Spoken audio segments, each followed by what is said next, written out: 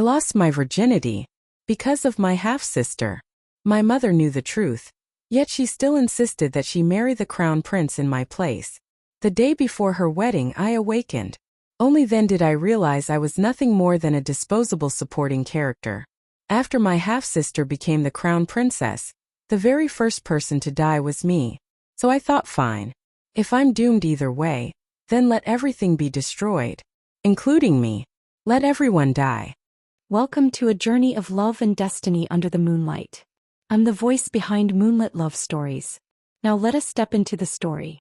I am the legitimate daughter of the Prime Minister, soon to be married to the Crown Prince. According to the original course of events, I was meant to rise step by step, to become Crown Princess then Empress, the most noble woman in the entire realm. But yesterday I lost my virginity. My mother dragged me back from a brothel, gripping my arm so tightly it hurt as she hissed, "The Crown Prince will never accept a woman who has lost her chastity. Tomorrow there will be an inspection. If the engagement is broken, the entire Song family is finished." She pondered for a long time before coming up with a despicable plan. "Songwon looks 8 parts like you. Let her marry the Crown Prince in your place. You rarely go out anyway. As long as she imitates you well enough, no one will notice. Ningning, you'll just have to stay hidden in the residence from now on. Mother will take care of you for the rest of your life." I cried until my voice broke. But Mother, she was the one who framed me and sent me to that brothel. Mother's eyes were red. She bit down hard on her lip and said, "What she did to you, I will settle with her later. Right now the marriage is what matters most. Go rest." I clutched at the hem of her clothes, begging desperately. "Mother, she ruined me like this. She deserves death. How can you let her take the position of Crown Princess so easily? I won't accept this." "Then what do you propose?" she snapped. "The Song family will never give up the position of Crown Princess. Is that position more important than your daughter's life?" She pulled her clothes free and looked at me deeply, then said only, "Get some rest. You don't need to worry about what happens next." I watched her resolute back disappear, my heart turning to ash as I slumped against the corner of the bed. I thought I would lie awake all night. But in a daze I fell into a dream. In the dream, Songwon put on wedding robes and married the Crown Prince in my place. On the day she returned to the family home, I suddenly rushed out and attacked her, clawing at her wildly. "You did this to me. Now I'm forced to live like a rat in the shadows, never seeing the light of day. You've already fooled everyone. Give me back what's mine." Songwon staggered back 2 steps. The timid, respectful gaze she once showed me was gone. With disgust, she said, Mother, since the concubine-born sister has gone mad, don't let her out again. Otherwise she might offend someone important or say the wrong thing and drag the Song family down with her. I am the Crown Princess now. Not everyone can afford to offend me." My parents, who once doted on me, stood behind me. They looked at me coldly. Then they ordered the maids and old servants to lock me away in the back courtyard. Not long after, Songwon pushed open the courtyard gate and looked down at me from above. "Songjining, do you hate me? You know perfectly well I schemed to ruin your chastity. Yet you can only watch helplessly as I step on you. You who were cherished since childhood. Losing everything like this must hurt terribly, doesn't it?" She grabbed my chin, her sharp nails digging into my flesh. With a cold laugh she said, "I really wanted you to live long enough to see the day I become the most noble woman of all. But keeping you alive is a risk. Don't blame me. If you must blame someone, blame your beloved parents. Everything I have now, they handed it to me themselves." After that, she ordered a servant to force a cup of poisoned wine down my throat. As the poison took effect, I saw Mother standing not far outside the courtyard gate. She watched with grief on her face. But she never stopped it. When I opened my eyes again, my back was soaked in cold sweat. The maid who served me was gone. A dark red figure stood by my bed. Songwon had her back to me, trying on my wedding dress. On that face so similar to mine, 7 or 8 parts alike, was pure triumph. "Songjining, you're awake? Come look. Your wedding dress fits me perfectly, as if it were tailored just for me. I've loved the Crown Prince for 10 years. Now my wish has finally come true. I really should thank you." I stared at her coldly. "I won't let you marry the Crown Prince. The images from the dream were vivid in my mind. I didn't know whether it had been a dream or a glimpse of the future. But I knew one thing. If she truly became crown princess, I would have no way to live. Songwon turned her head and sneered. Song Jining, don't you get it yet? What the Song family needs is the position of crown princess. They don't care who occupies it. You've lost your chastity, meaning you've lost your value. Do you really think you still have any say in this family? As she spoke, she suddenly raised her hand and slapped me hard across the face. I wasn't prepared. My cheek immediately swelled and burned. Songwon laughed sharply. Do you believe that even if I stepped on your face right now, no one in the Song family would dare punish me? As her words fell, the maids, hearing the commotion, pushed the door open. But when they saw the scene, they exchanged glances and silently retreated. My eyes burned red with rage. Songwon, I have never mistreated you. Why are you doing this to me? Because you were born lucky, she replied. Everything went smoothly for you for 15 years. Now it's finally my turn. Don't worry, I know you don't love the crown prince. But I do. I'll replace you and love him well. Live in harmony with him, like the perfect couple. She shoved me aside and turned to leave, still wearing my wedding dress. I stared at her triumphant back, my heart sinking lower and lower. The noise in the room had been so loud. Even if the maids didn't dare speak, someone would surely report it to my parents. Yet so much time passed and they never came, which meant they had silently approved everything Songwon had done to me. How laughable. They spoke endlessly of loving me, cherishing me, doing what was best for me. Yet they cared nothing for whether I lived or died. Now that my life itself was at stake. What chastity? What reputation? Let it all go to hell. The moment that thought crossed my mind, I suddenly lunged forward and slammed Songwon to the ground. She clearly hadn't expected me to resist. Or rather, she had assumed I never would. Even pinned beneath me, she only smiled smugly, utterly confident. Do you hate me, Song Jining? But what can you do? Only I can become crown princess now. If you dare lay a finger on me, your days in the Song household will be far worse than anything I ever endured. She lifted her chin high in provocation. Go on. If you have the guts, slap me back. But don't say I didn't warn you. My face represents the honor of the Song family. I dare hit you. Do you dare hit me? I lowered my head and stared at her expressionlessly. If the maids had seen this, they would have screamed. When had the once gentle, dignified eldest daughter ever shown such a ruthless look? But only I knew. Inside I was completely calm. I ignored her provocation. I didn't even argue back.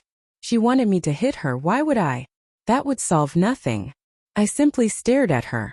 Then slowly, deliberately, I reached into my sleeve and took out the fruit knife I had hidden there long ago. The blade was razor sharp. I aimed it at her exposed neck. Without hesitation, with perfect precision, I drove it down. Blood burst forth, splashing across my face. Songwon's eyes widened in disbelief. Her mouth opened as if to speak, but no sound came out. Her hands clawed at me desperately. I didn't blink. I pulled the blade free and stabbed her again. This time she no longer had the strength to grab me. Unwilling even in death, she stopped breathing with her eyes still open. I let the knife fall and sat back on the bed. The sky outside slowly lightened, pale as a fish's belly. Miss Song, the palace matrons have arrived. Are you ready? The maids and old servants burst through the door, only to see the blood-soaked scene. They screamed in terror, clutching their heads as they fled. Madam, something terrible has happened. Something terrible. The maid's scream quickly brought my father and mother running. This time they arrived fast. When they saw the blood-soaked scene inside the room, both of them turned deathly pale, frozen in disbelief. Even my father couldn't stop his eyelids from twitching. The way he looked at me was filled with deep, instinctive fear.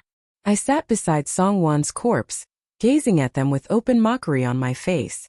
After a long moment, my father suddenly rushed forward. He raised his hand as if to slap me. But when he saw my body covered in blood, my terrifying state, his hand froze midair. Unfilial wretch. Monster of a daughter. How could you do something so utterly insane? Are you trying to drive the Song family into a dead end? I curled my lips into a sneer. Father, mother, When you decided to send my enemy to the position of crown princess, weren't you already forcing me into a dead end? You! He choked on his anger, glaring at me, yet unable to utter the hypocritical words about protecting me. My mother finally came back to her senses, crying until tears streamed down her face. What a sin! With Songwon dead, how are we supposed to explain this to the crown prince? If we can't present a crown princess candidate and anger his majesty, do you really think you'll survive? Ningning, how could you be so foolish? Sacrificing you alone would still be better than destroying the entire Song family. I let out a cold laugh. But why should I be the one to endure this sacrifice? Still, they weren't wrong. I killed Songwon because I wanted to live. But if the emperor passed judgment, that was still a dead end. So I said calmly, what's there to panic about? Nothing has been exposed yet. I was the one meant to marry the crown prince in the first place. We'll simply proceed as planned. I'll enter the palace. But you've already lost your chastity. If it's discovered during the inspection, I have my own way. In such a situation, I even managed to curve my lips into a smile. But to them that smile looked utterly terrifying. My father hesitated. Truly. I scoffed and stood up. Have someone prepare me, wash, dress, apply makeup. They watched my determined back, clinging to hope. Perhaps I really did have a solution. Yet no one noticed that when I turned away, my eyes were calm, filled with the quiet certainty of death. According to the prophetic dream I had last night, the crown prince's interest in the Song family had always been purely utilitarian. If he hadn't later fallen in love with Songwon, he would have used the Song family, ascended the throne, and then found an excuse to eliminate us. I knew myself well enough. I had no ability to make the crown prince fall in love with me. Since death was inevitable, killed by Songwon, killed by my parents, killed by the crown prince, or killed by the emperor, it all amounted to the same thing. But if I was going to suffer, no one else would be allowed to live peacefully. Half an hour later, amid my parents' forced smiles, I boarded the carriage sent from the palace. Today was not a wedding. It was a chastity inspection at the palace. Yet the crown prince still came to meet me at the palace gates. When he saw me, a gentle smile curved his lips. Tired? Would you like to rest for a while at the Eastern Palace later? I glanced at him indifferently. The crown prince misunderstood my look. He winked at me suggestively. I know you're shy. But this is the palace. So long as I don't say anything, no one will dare gossip. Besides, it's not like we haven't before. There's no need to be afraid. He left his words hanging, but I understood instantly. As the legitimate daughter of the Prime Minister, I had rarely shown my face in the capital all these years. That was why my parents dared to let Songwon, who resembled me 7 or 8 parts, impersonate me. But only I knew this. In the past, I had met privately with the crown prince more than a few times. Those unfamiliar with me might not be able to distinguish my face from Songwon's, but the crown prince should have been able to. And yet, in my prophetic dream, even knowing Songwon wasn't me, he still granted her the title of crown princess. The tenderness he showed now was never meant for me. It was meant for the identity of crown princess. I coldly examined Li Hao, the crown prince. Come to think of it, his position rested entirely on the filthy schemes he and my father carried out in secret. My parents never hid these matters from me. After all, I was supposed to become crown princess, on the same boat as them. I once believed I was irreplaceable. Only now did I realize the Song family could abandon me.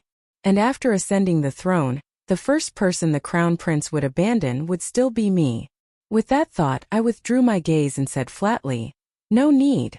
Li Hao paused, assuming I was merely being distant, and didn't press the matter. "Very well. Once the inspection is over, I'll send you back to the residence early." I shook my head again. No need for the inspection. Li Hao frowned. Why not? With a tone as casual as discussing lunch, I said calmly, "I am no longer a virgin. There's no point in inspecting." Li Hao. He stared at me in shock. "What did you say? Jining, are you joking with me?" I turned to face him and explained patiently, "I'm not, Your Highness. Last night, I was framed by Songwon and abducted to a brothel. I've already lost my chastity. There's no need to waste time." Li Hao. His eyes widened again as his vision darkened, the world spinning into chaos. His breathing turned ragged. Songwon. Songwon. I thought he was about to ask what had happened to her. So I answered honestly, she's dead. I killed her myself. Li Hao. We stood there at the palace gates staring at each other. After a long moment, the shock on his face slowly twisted into fury. How dare you? The Song family truly has no regard for me at all. Are you planning to send a defiled woman to be my crown princess? I tilted my head. Oh. At this point, by conventional standards, I should have understood him. After all, the world valued a woman's chastity more than her life, especially for a crown prince. But I had already died once. And now I was standing on the edge of death again. Understanding? That didn't exist. So I asked in surprise, why is your highness so angry? Is it possible that your chastity is still intact? Li Hao froze. He forgot to be angry and snapped back instinctively. What chastity? I'm a man. What chastity could I possibly have? Who decided that chastity only applies to women? I replied, if you yourself are not untouched, what right do you have to demand it of me? But you've been touched by another man. That makes you unclean. Do you really think I would want an unclean woman? And what exactly does unclean mean? The confusion on my face deepened as my gaze traveled down his body, stopping between his legs. Your Highness, by unclean, do you mean that part of my body was touched? But that's just an organ. How is it any different from hands, feet, eyes, ears, mouth, or nose? My hands have been touched by my parents, by maids and matrons. My eyes have looked at countless people. By your logic, then all women are unclean. Why you? The crown prince's face turned ashen with rage, his chest heaving violently. He had never heard such shocking words in his life. Naturally, he had no way to refute them. He pointed at me, glaring for a long while, before finally flinging his sleeve in fury. In any case, I will not marry you. The Song family has humiliated me like this. Just wait for His Majesty's punishment. Li Hao stormed toward the Changqian Hall. The emperor was holding morning court there. With every step he took, it felt as though I was one step closer to death. I stared at his ruthless, resolute back, my gaze growing darker. If not for Li Hao, why would Songwon have framed me? Why would I have suffered all of this? Now I had no path left but death. And yet he relied on the Song family to become crown prince, used me, and didn't even leave me a way to live. How could I not hate him? I followed the crown prince all the way to the imperial garden. Along the way, the palace maids and eunuchs, aware of my relationship with him, assumed we were meeting in secret. Terrified of knowing too much and losing their heads, they all avoided us from afar, afraid to see anything they shouldn't. When we reached the edge of the pond, I suddenly pulled the hairpin from my head, because I was standing so close to him, and because Li Hao had no guard up against me. The hairpin slid effortlessly into the back of his neck. Blood sprayed out instantly. Li Hao turned in disbelief and shoved me away violently. Song Jining, are you mad? You dare assassinate me? Guards. The strike had landed. But Li Hao had trained in martial arts, and he was a man. By the time I tried to stab him again, it was already too late. I gripped the hairpin, watching as more and more blood poured out, and began to laugh hysterically. His steps staggered as he struggled to call for help. I didn't bother covering his mouth. There was no point. Just then, hurried footsteps sounded in the distance. Li Hao braced himself against the railing of the bridge and glared at me viciously. Song Jining, what nerve you have! To assassinate a member of the imperial family. Your entire Song clan will be exterminated. 9 generations wiped out. Doesn't matter, I said calmly. I'm going to die anyway. Whether it's the Song family or you, anyone can be buried with me. I had completely given up resisting. The footsteps drew closer. A group of people rushed over. I thought I would be seized on the spot. But in the next instant, a clear female voice blatantly lied. Oh heavens! The crown prince was assassinated in the imperial garden, dead with eyes wide open. The assassin escaped too quickly. Flying Eagle, hurry and give chase. Li Hao, still barely breathing, waiting to be saved. I turned my head to look at the newcomer. It was Imperial Noble Consort Su Rong. She gave me a reassuring glance, then calmly directed her subordinates to deal with the scene in an orderly manner. Li Hao's blood kept pouring out. He had already lost the strength to struggle or cry for help. All he could do was crawl toward the imperial noble consort unwillingly. Yet she stood where she was, coldly watching.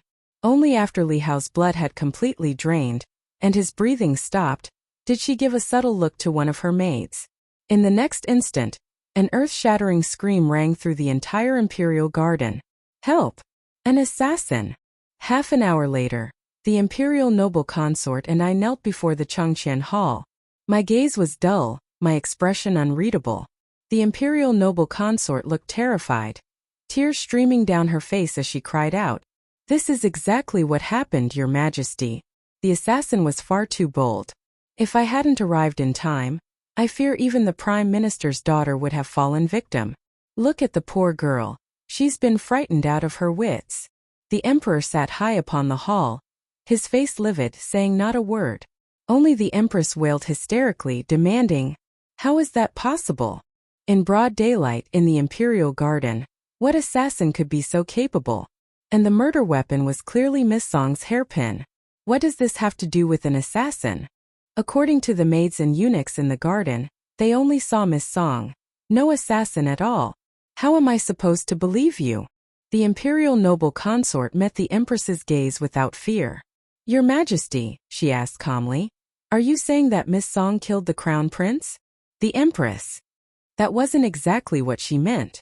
Anyone could see that I was just a weak woman. How could I possibly dare to assassinate the crown prince in broad daylight? Was I suicidal? Besides, I was about to marry him and become crown princess. If the crown prince died, wouldn't my own position vanish as well?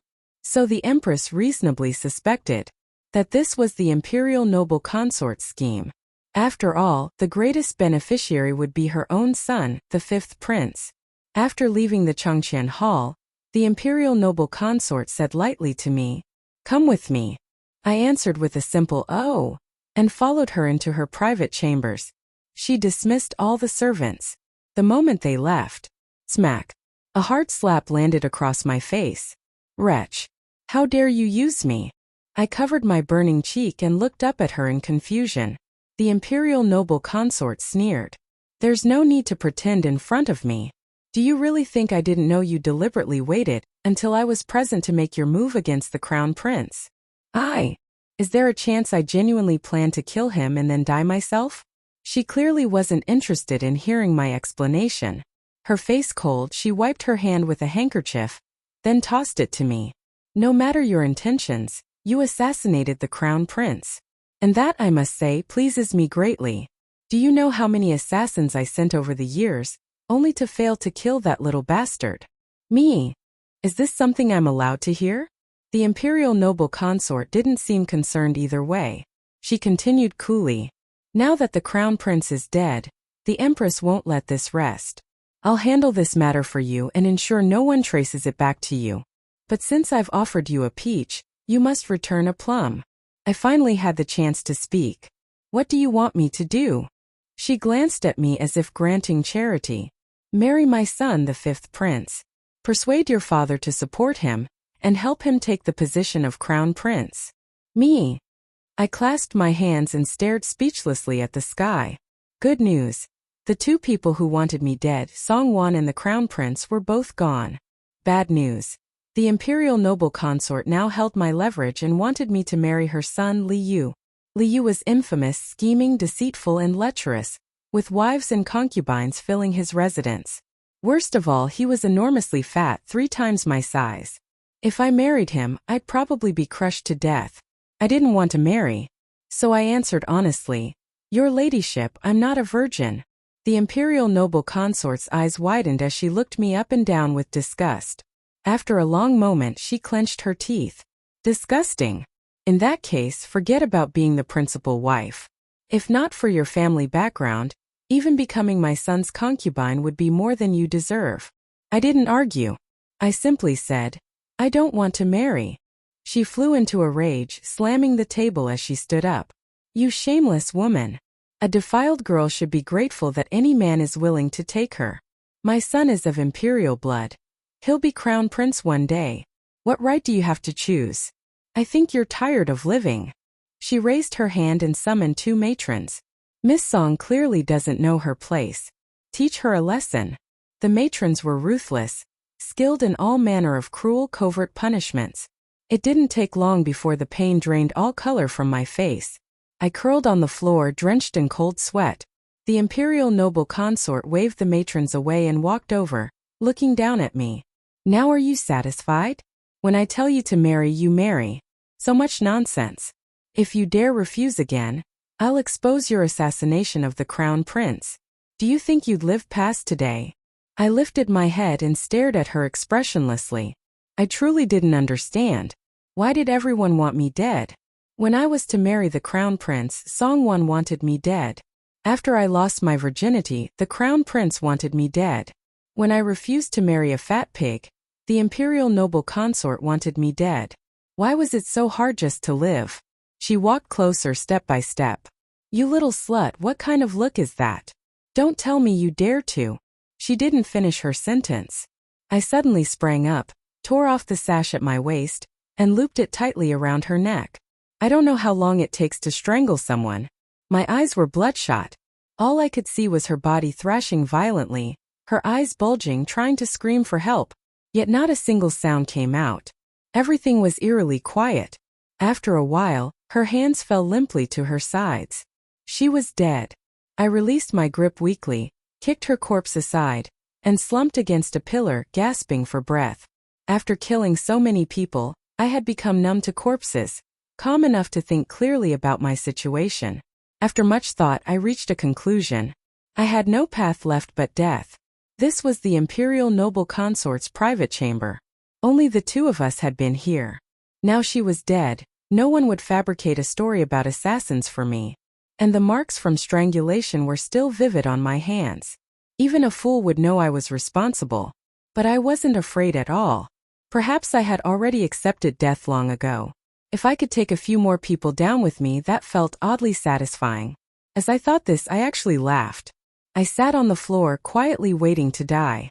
I imagined that someone would soon push the door open, see the corpse and scream. Then I'd be put on trial. Then I'd be beheaded. What did beheading feel like? Probably better than being strangled. At least it would only hurt for an instant. I ran through countless possibilities in my mind. Finally, I heard hurried footsteps outside the door. In my chest rose a strange sense of relief. I even placed a bet with myself. Who would it be? One of the matrons who beat me earlier? Or the maid who had led me here? But I never expected. The one who pushed the door open was the Empress. When she saw the imperial noble consort's corpse, and me slumped against a pillar, smiling like a madwoman, she didn't scream. Instead, she calmly turned to the matron she'd brought with her and said, "Guard this place. Without my permission, no one is allowed to enter." Me? The number of lives taken by people under the Empress's command was surely greater than mine. I watched as she walked in, calm and unhurried. She closed the door, then reached out to check the imperial noble consort's breathing. After that, she let out a cold laugh. Good. She deserved to die. Only after finishing all this did she look straight at me. When she saw the slap marks on my face and the bruises on my arms, she nodded in understanding. Forget you. Even I have wanted to kill her more than once. You've simply done what I've long wished to do. Me. She clearly wasn't expecting an answer. In her eyes, my eyes were bloodshot like a startled fawn. I must have looked utterly terrified. The Empress even smiled at me reassuringly. Don't be afraid. The first time I killed someone, I was just like you. But rest assured, she committed countless evils. She should have died long ago. You won't suffer any retribution. Me. The Empress continued. I assume she summoned you to her chambers because of the 5th prince's marriage, didn't she? Now that my son, the crown prince, is dead, the 5th prince wants the throne. Of course he'd need your father's support. Given his appearance and reputation, it's only natural that you refused. I just didn't expect her to have the nerve to use private torture on you. Nor did I expect you to dare kill her. Me. I had to admit, the Empress truly deserved her reputation as the champion of palace intrigue. She was almost entirely correct. The Empress kicked the imperial noble consort's corpse, her face filled with hatred. Bitch. Don't think I didn't know it was she who killed the crown prince. I was still wondering how to avenge him. And you went ahead and resolved this matter for me. You must have been deeply in love with the crown prince as well. Don't worry. In this palace, killing someone is difficult, but protecting someone is quite easy. At last, I came back to my senses and understood what she meant. In a hoarse voice, I said, Your Majesty. The Empress raised a hand. No need to say more. I know you're grateful. Go home. Today, consider that you were never here. As for what comes next, I will handle it. Me. As soon as I returned to the Song residence, my parents rushed out to greet me, their faces full of anticipation. Well? Is it resolved? They asked. I nodded. It's resolved. Both of them let out a long sigh of relief. As long as it's resolved. As long as it's resolved. My father reached out to pat my shoulder. I knew it. You're the smartest one. I tugged at the corner of my lips in a mocking smile and stepped aside, avoiding his touch. Then I said something shocking. I dealt with the crown prince. Both of them froze in shock, stammering. Dealt with the crown prince, what does that mean? Exactly what it sounds like. No sooner had I finished speaking than a eunuch arrived at the Song residence and said to my father, The crown prince has passed away. The palace is in chaos. His Majesty summons you to the palace to discuss urgent matters. My father. Before leaving, he gave me a long, fearful look, as if he were staring at a living demon.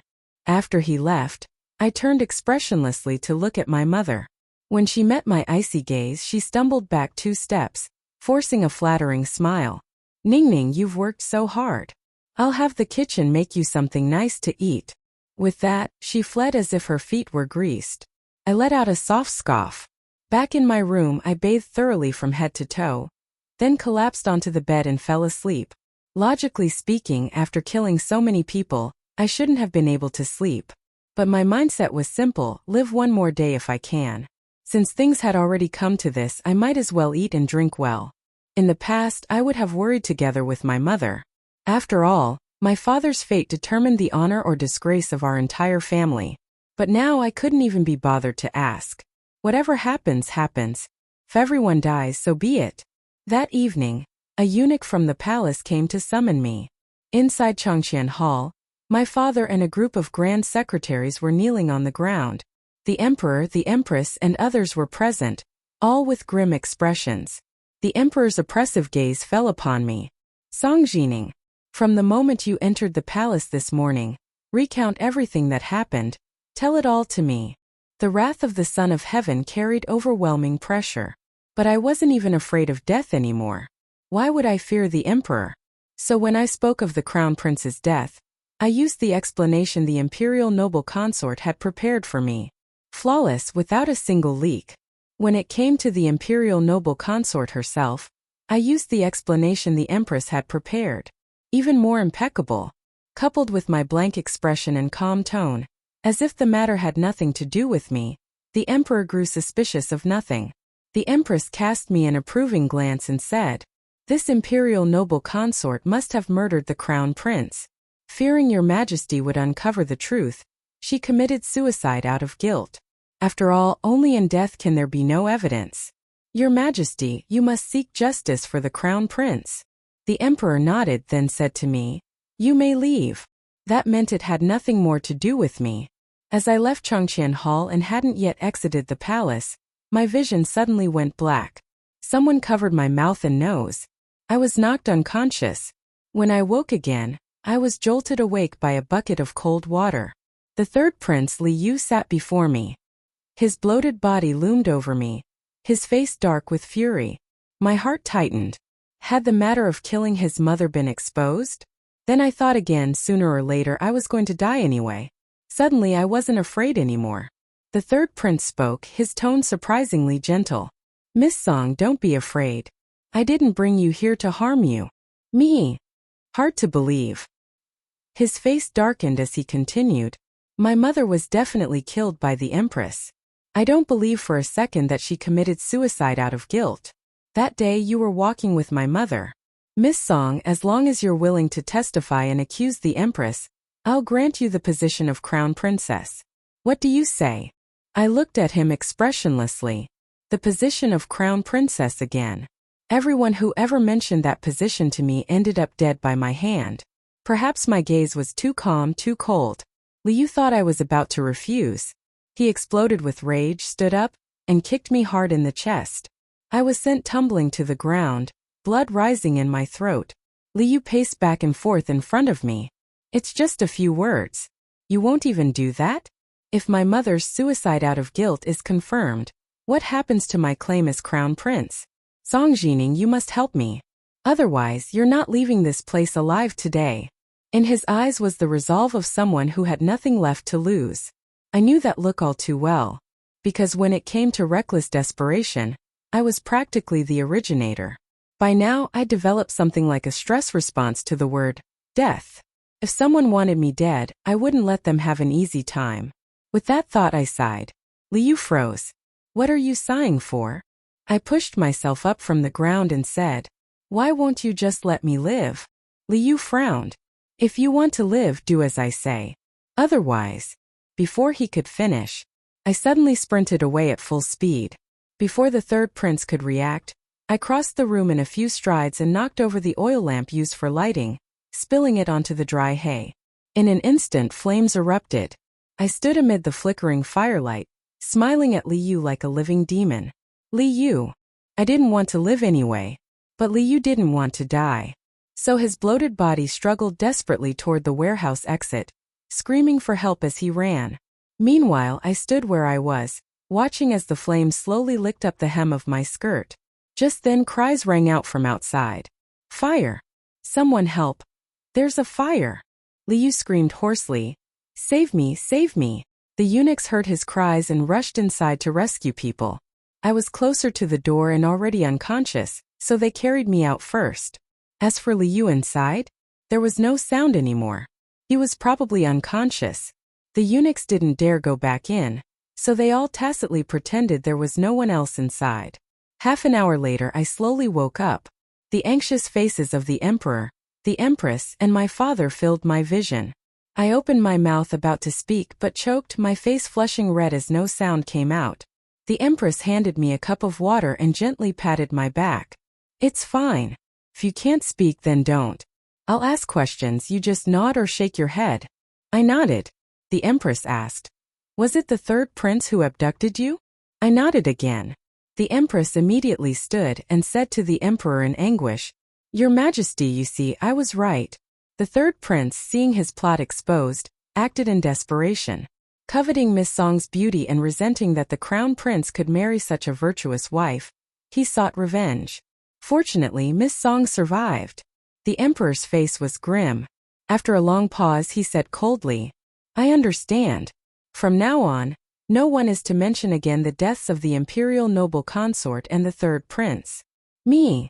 After returning to the Song residence with my father, he hurried off with my mother to their courtyard. They seemed to be plotting something, but I didn't care.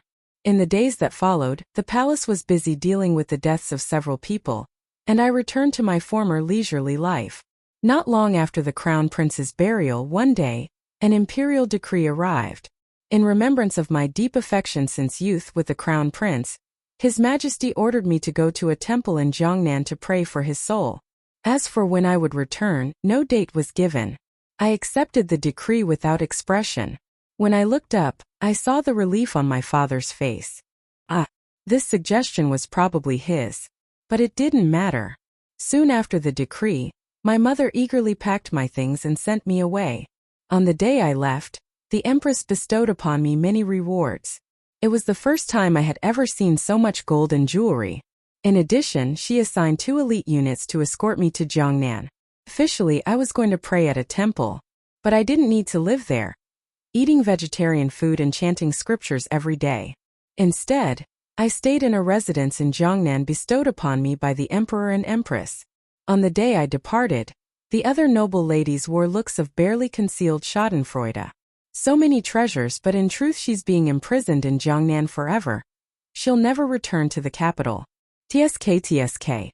She was about to become crown princess, and now look at her. How pitiful. Song Jining will never rise again in this lifetime. I took one last look at the sky above the imperial city and boarded the carriage. They thought I was heartbroken beyond words. They had no idea. I went over every sorrowful thing in my life, just to keep myself from laughing out loud on the spot. From then on, the world was vast and I could fly freely, living without constant fear. It felt truly wonderful.